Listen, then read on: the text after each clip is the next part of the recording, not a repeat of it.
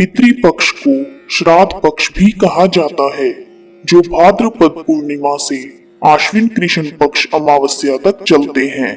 इन 16 दिनों के दौरान पितरों की आत्मा की शांति के लिए जो भी श्रद्धा पूर्वक अर्पित किया जाता है उसे श्राद्ध कहते हैं। श्राद्ध पक्ष में अपने पितरों की शांति के लिए ब्राह्मण व ब्राह्मणियों को सुंदर सुंदर भोजन करवाकर दक्षिणा दी जाती है। फिर पितरों को जल तर्पण करते हैं। यदि किसी पुरुष का श्राद्ध हो तो ब्राह्मण को भोजन करवाकर धोती, गमछा और दक्षिणा देकर विदा करें, और यदि स्त्री का श्राद्ध हो तो ब्राह्मणी को भोजन करवाकर साड़ी तथा दक्षिणा देकर विदा करें।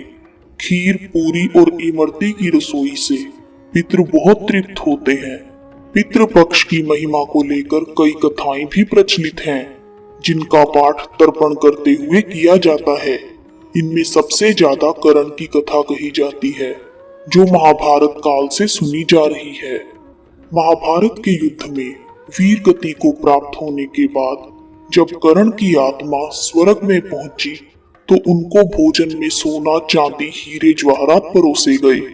इस पर कर्ण ने इंद्रदेव से इसका कारण पूछा तो इंद्रदेव ने उनको बताया कि तुमने अपने जीवन काल में सोना, चांदी, हीरे जवाहरात आदि दान किए हैं, लेकिन कभी भोजन का दान नहीं दिया, और तुम्हारे पुत्र भी महाभारत के युद्ध में मारे जा चुके हैं। इसलिए तुम्हारे निमित्त किसी ने भी तर्पण और भोजन आदि दान नहीं किया। तब कर्ण ने इंद्र को बताया कि उन्हें अपने पूर्वजों के बारे में कोई जानकारी नहीं थी, इस वजह से वह कभी कुछ दान ही नहीं कर पाए। यह जानकर इंद्र ने कर्ण को उनकी गलती सुधारने का मौका दिया और 16 दिन के लिए उनको पृथ्वी पर वापस भेजा। जब कर्ण 16 दिन के लिए पृथ्वी पर वापस आए तब उन्होंने पूर्वजों को याद करते हुए विधि विधान से उनका तर्पण किया तथा ब्राह्मणों को भोजन करवाकर दान दक्षिणा देकर उन्हें विदा किया। इन्हीं 16 दिनों की अवधि को पितृपक्ष कहा जाता है। तभी से यह श्राद्ध प्रक्रिया आरंभ हुई।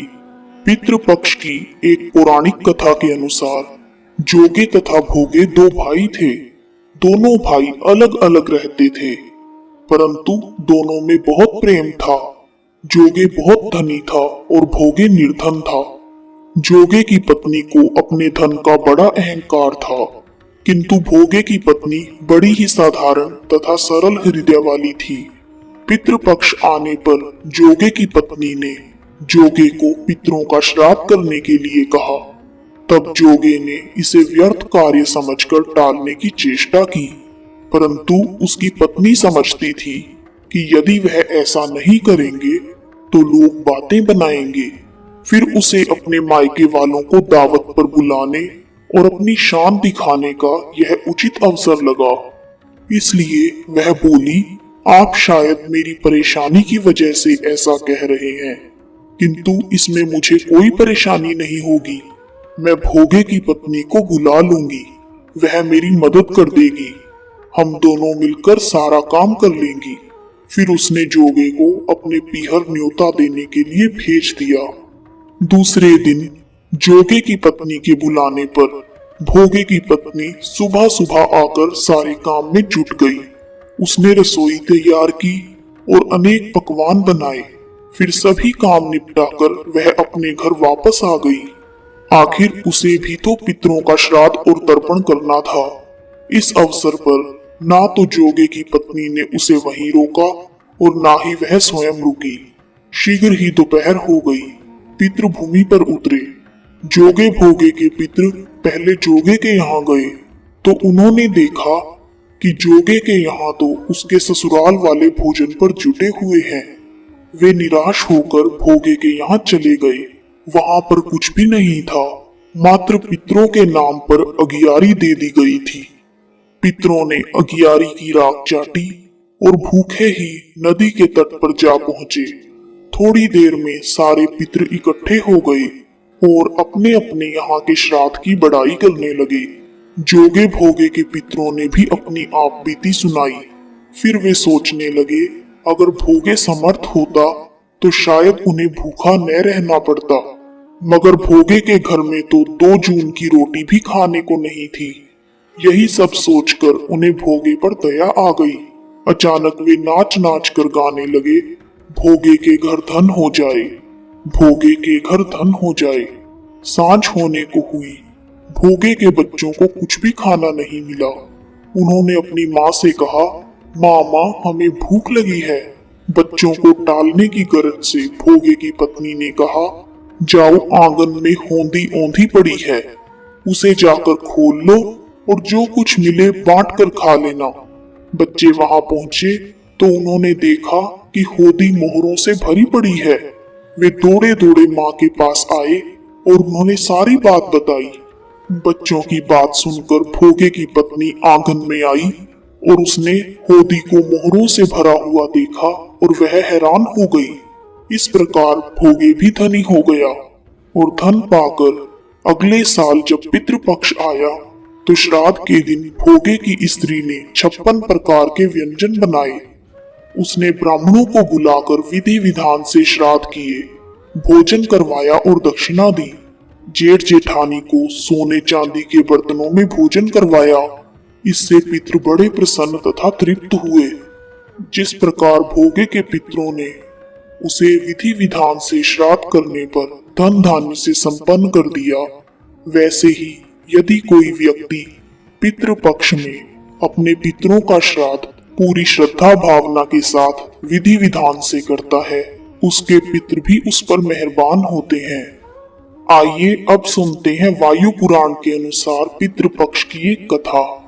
वायु पुराण के अनुसार आर्यावर्त के पूर्वी क्षेत्र में कोलाहल नाम के पर्वत पर गया नामक असुर ने हजारों वर्ष तक कठोर तपस्या की।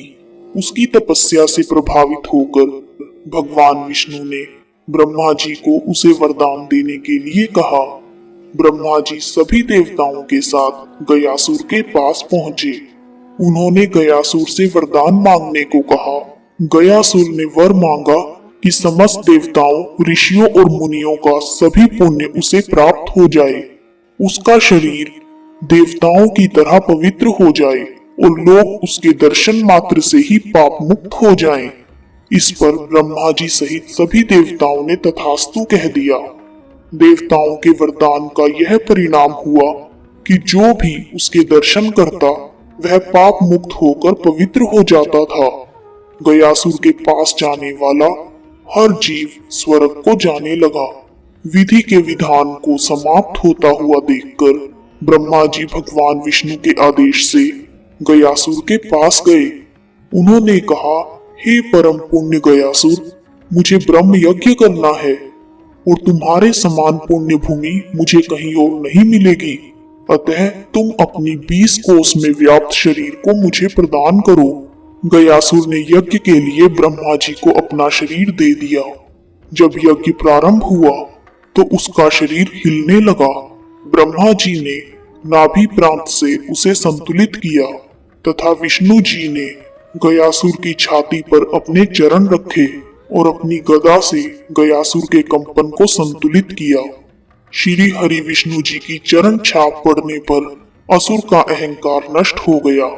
उसने मरते समय विष्णु जी से वरदान मांगा कि इस यज्ञ क्षेत्र में विष्णु पाद पर जिसका भी श्राद्ध हो उसे सद्गति मिले। भगवान श्री हरि विष्णु ने गयासुर की इस मंगल कामना का आदर किया और उसे भी सद्गति दी तथा वरदान भी प्रदान किया। तभी से उस संपूर्ण 20 कोस के क्षेत्र का नाम गया पड़ गया और ब्रह्मा जी ने उस भूमि को श्राद्ध कर्म की भूमि घोषित कर दिया। वहां तर्पण करने से पितरों की तृप्ति होती है। वायु पुराण में तो यह भी कहा गया है कि गया की ओर मुख करके तर्पण करने से पितरों को मुक्ति मिल जाती है। जो भी गया में अपने पितरों का पिंड दान करता है उसके पितृ तृप्त हो जाते हैं। गया में श्राद्ध कर्म करने से पितरों को वैकुंठ की प्राप्ति होती है। पितृ पक्ष में पितरों का श्राद्ध और तर्पण करना अत्यंत आवश्यक माना जाता है। यदि कोई व्यक्ति ऐसा नहीं करता तो उसे अपने पितरों का श्राप लगता है। लेकिन शास्त्रों के अनुसार श्राद्ध करने के बाद जितना जरूरी ब्राह्मण और भांजे को भोजन करवाना होता है, उतना ही जरूरी कौवे को भोजन कराना भी होता है। माना जाता है कि कौवे इस समय हमारे पितरों का रूप धारण करके पृथ्वी पर उपस्थित रहते हैं। इसके पीछे एक पौराणिक कथा जुड़ी है, जो इस प्रकार है। देवराज इंद्र के पुत्र जयंत ने ही सबसे पहले कौवे का रूप धारण किया था। यह कथा त्रेता युग की है, जब भगवान श्री राम ने अवतार लिया और जयंत ने कौवे का रूप धारण कर माता सीता के पैर में चोंच मारा। तब भगवान श्री राम ने तिनके का बाण चलाकर जयंत की आंख फोड़ दी और जयंत ने अपने किए की माफी मांगी। तब श्री राम ने उसे यह वरदान दिया कि तुम्हें अर्पित किया गया भोजन पितरों को मिलेगा। तभी से श्राद्ध में कौवे को भोजन करवाने की परंपरा चली आ रही है और यही कारण है कि श्राद्ध पक्ष में कौवे को भोजन पहले कराया जाता है और पितृ पक्ष में कौवे को ना तो मारा जाता है और ना ही उन्हें कहीं से भगाया जाता है। यदि कोई व्यक्ति ऐसा करते हैं तो उन्हें पितरों के श्राप के साथ साथ अन्य देवी देवताओं के क्रोध का सामना भी करना पड़ता है। उन्हें जीवन में कभी भी किसी भी प्रकार की सुख और शांति प्राप्त नहीं होती। पितृपक्ष से जुड़ी इन सभी कथाओं को सुनने के लिए आप सभी का हार्दिक धन्यवाद।